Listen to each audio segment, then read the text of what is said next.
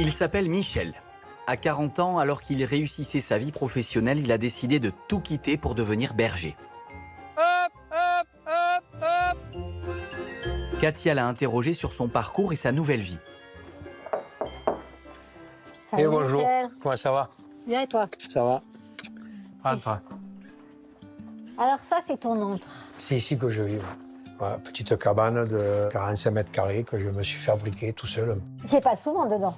En moyenne, en règle générale, je me lève vers les 5h30 du matin. J'ai des jeunes. Et puis à partir de 6h30, je m'occupe de mes bêtes, quoi. Et on rentre à la tombée de la nuit. Donc la maison, oui, on y est pour se laver, manger et dormir. Ma vie, elle tourne autour des bêtes. Et ça n'a pas toujours été ça, ta vie autour des bêtes. Avant d'être berger, parcours de vie, à 15 ans, je me suis arrêté d'aller à l'école. Donc après, je me suis mis dans le bâtiment. J'ai été maçon. De fil en aiguille, manœuvre, maçon, chef d'équipe. On va dire un petit peu la logique pour quelqu'un d'ambitieux, quoi. Je veux dire, voilà, parce que j'étais toujours un petit peu ambitieux. Je faisais le maçon le matin et puis je travaillais dans un bar l'après-midi. Mais je pense que c'est un petit peu tout ça qui, le bruit, le monde, qui m'a fait un petit peu plus, je pense, plus vite apprécier les espaces naturels et au calme.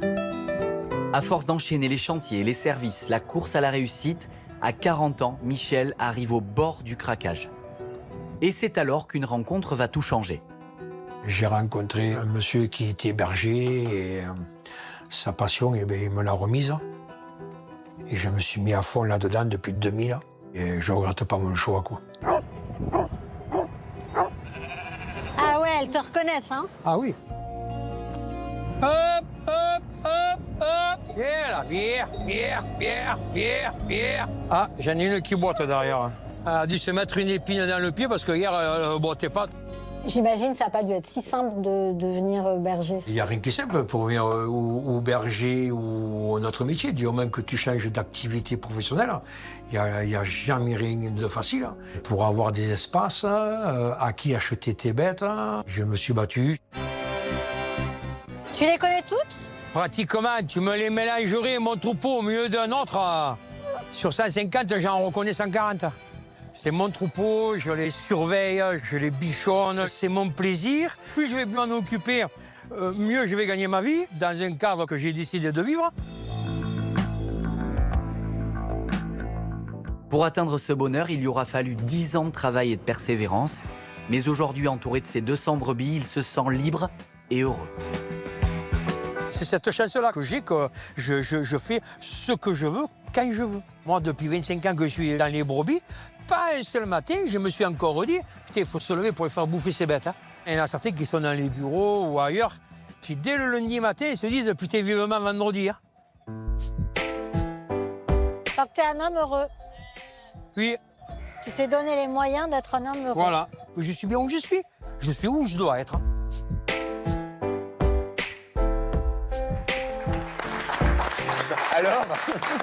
Alors, je ne spoile pas le début, ce que je vais vous dire, on y arrive.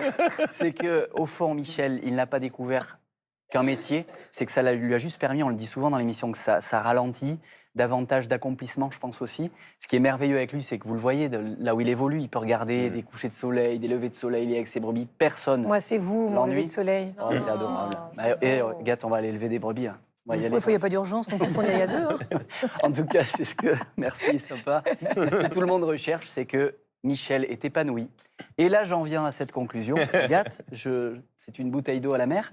C'est que Michel, il lui manque un truc, c'est l'amour. Ah! Michel est célibataire. Ah, je vois que dans le public... il y a des gens Ah non, mais attends, on a une fiancée potentielle. J'ai le 06 de Michel, si jamais vous avez envie de réveil au chant d'oiseaux.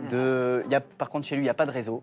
Donc là, Bon, vous savez, s'il me fait du fromage, il y a moyen de moyenner. Hein. Voilà. Le cœur de Michel est à prendre. Et Sylvie, pourquoi s'occuper d'animaux comme lui? Par exemple, il le dit, je suis à ma place. Et j'adore entendre les gens dire ça.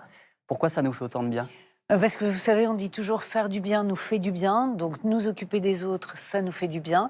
Et finalement, quand on s'occupe d'un animal, c'est un petit peu comme si on s'occupait d'un bébé qui n'a pas encore le langage ou d'une personne avec qui on ne peut pas communiquer. Ça va libérer toutes ces hormones dont on a parlé, l'ocytocine, dopamine, etc. Ça va véritablement activer le circuit de la récompense et en retour nous faire du bien moralement parce qu'on a cet attachement affectif, mais aussi physiquement parce que notre tension artérielle diminue, on se sent véritablement apaisé. Donc oui, il a tout compris. Est-ce que vous voulez en apprendre une bien bonne pour briller à la machine à café? Oui, c'est important de briller à la machine à café, parce que comme ça, tous les collègues sont trop contents de vous voir le matin. Et ben, c'est grâce à Stan qui a 1 minute chrono pour nous expliquer ce qu'est le biomimétisme. Retenez.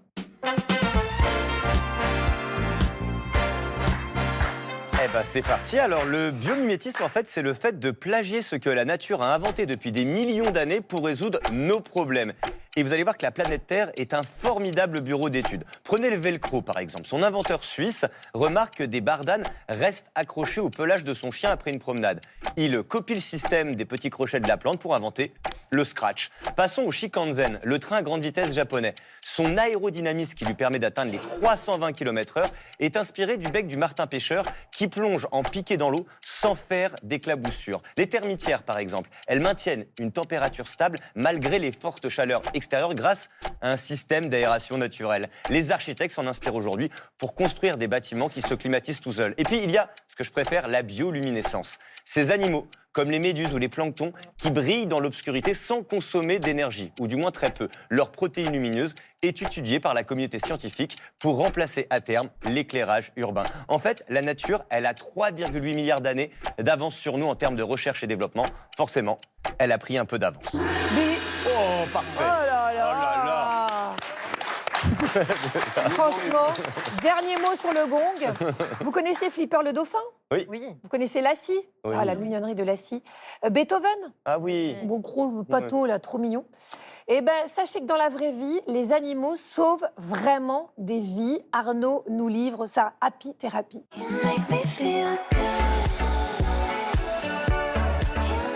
Alors, on va commencer par un cas très pratique. Sarah, on est en vacances tous les deux. Je suis en train de surfer. Et là, patatras, je tombe, mauvaise vague, et je suis en train de me noyer. Qu'est-ce que vous faites? Vous vous noyez, vous mourrez. Ah oui, je suis parti pour... Je sors mon téléphone, je vous filme pour mon vlog. Ça va cartonner. Ça va faire un tabac. Elle est horrible. Elle est prête à gagner des followers.